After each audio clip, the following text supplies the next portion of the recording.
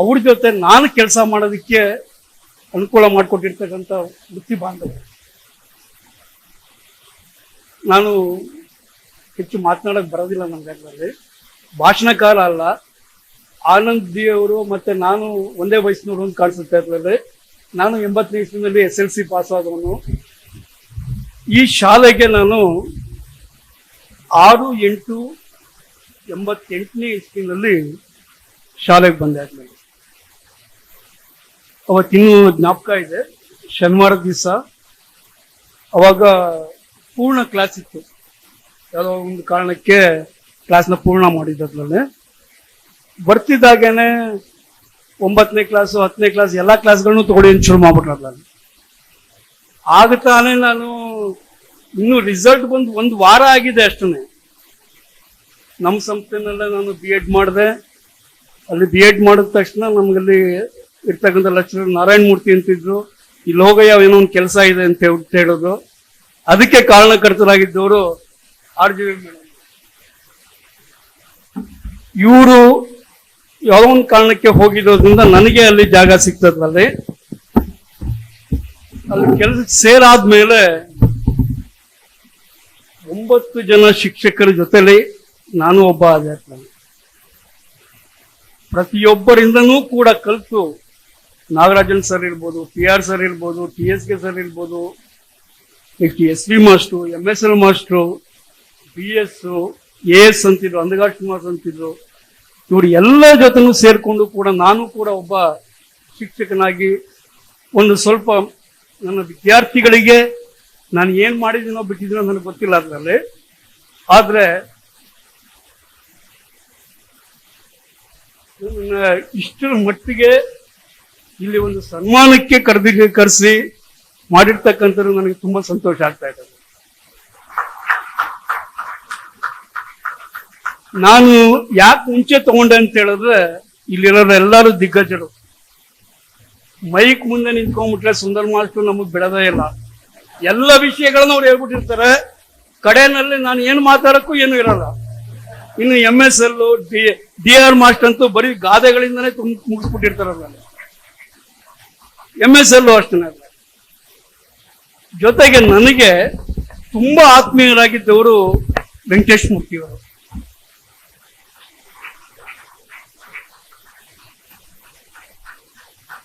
ನಿನ್ನೆ ಜನವರಿ 4ನೇ ತಾರೀಕು 13 ವರ್ಷ ಆಯ್ತು ಅವರು ನಿಧನ ಹೊಂದಿರ್ತಾರೆ. ನಿನ್ನೆನೂ ಕೂಡ ನನ್ನ ಮನದಲ್ಲಿ ಬಿಸಿಲು ಬೀಳ್ತಾ ಇದ್ದೆ.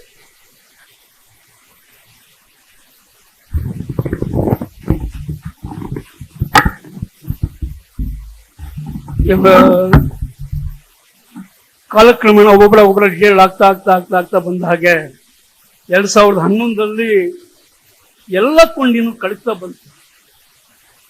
MSL ರಿಟೈರ್ಡ್ ಆದ್ರು, DR ರಿಟೈರ್ಡ್ ಆದ್ರು. ಆಮೇಲೆ ಉಳ್ಕೊಂಡಿದ್ದು ನಾನು ಮತ್ತೆ SV ಮಾಡಿದೆ.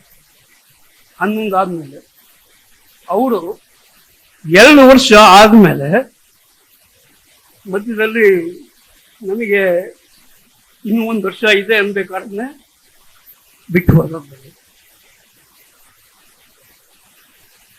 ಅದನ್ನ ನೆನೆಸ್ಕೊಂಡ್ರೆ ಈಗಲೂ ಕೂಡ ಒಂಥರ ಹಿಂಸೆ ಆಗುತ್ತೆ.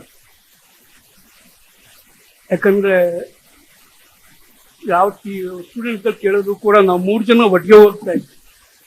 ನಾನು MSL, SV, ಕೆಲವು ಸಲ BS ಕೂಡ ಬರೋರು. ಜೊತೆನಲ್ಲಿ ಯಾವುದೇ ಕಾಫಿ ಕುಡಿಬೇಕಾದ್ರೆ ಏನಕ್ಕೆ ಹೋಗ್ಬೇಕಾದ್ರೂ ಕೂಡ ಜೊತೆಗೆ ಹೆಚ್ಚಾಗಿ ನಾನು SV ಮಾಸ್ಟ್ರು ಜೊತೆಲಿ ಇರ್ತಿದ್ದೆ. ಅಂತ ಪ್ರತಿ ಶನಿವಾರ ಆಚೆ ಕಡೆ ಬರೋದು, ಫಿಲಮ್ಗೆ ಹೋಗುವು, ಹೋಟೆಲ್ ತಿಂಡಿ ತಿನ್ನುವು, ಎಲ್ಲ ರೀತಿಯಲ್ಲೂ ಕೂಡ ಮಾಡ್ಕೊಂಡ್ಬರ್ತಾ ಇದ್ದೀನಿ. ನನ್ನ ಒಟ್ಟು 36 ವರ್ಷ ಸರ್ವಿಸ್ ಆಯ್ತು ನನಗೂ ಕೂಡ. 88 ಅಂತ ಹೇಳಿದ್ರೆ 2024 31 ಜುಲೈ 2024ರಲ್ಲಿ ಇನ್ನು 9 ತಿಂಗಳಿದೆ ಅನ್ಬೇಕಾದ್ರೆ ನಾನು ಸ್ವಯಂ ನಿವೃತ್ತಿ ತಗೊಂಡೆ. ಅದಕ್ಕೆ ಒಂದು 2-3 ಕಾರಣಗಳಿದೆ ನಂಗದ್ರಲ್ಲಿ.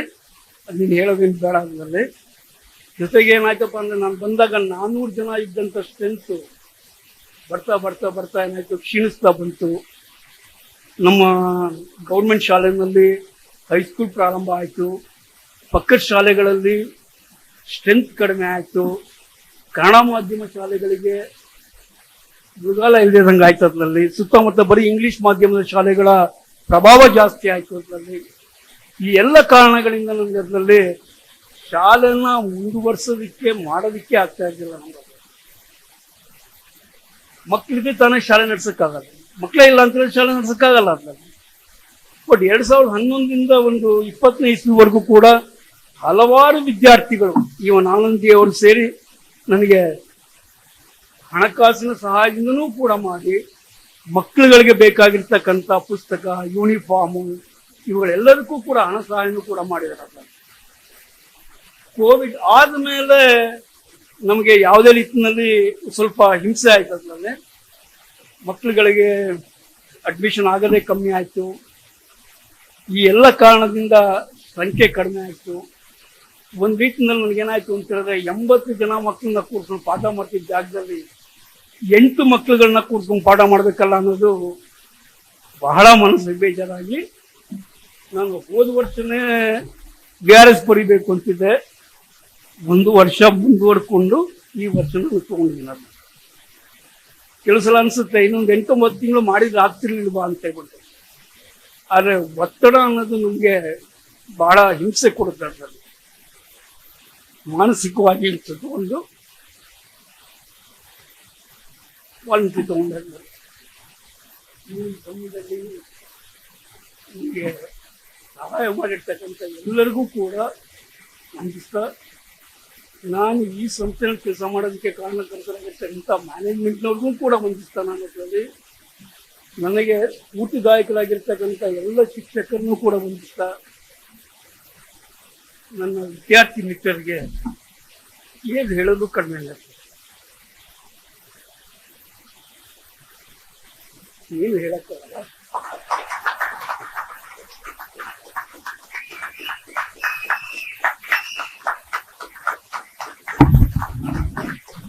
ಶ್ರೀಯುತರಿಗೆ ಧನ್ಯವಾದಗಳು.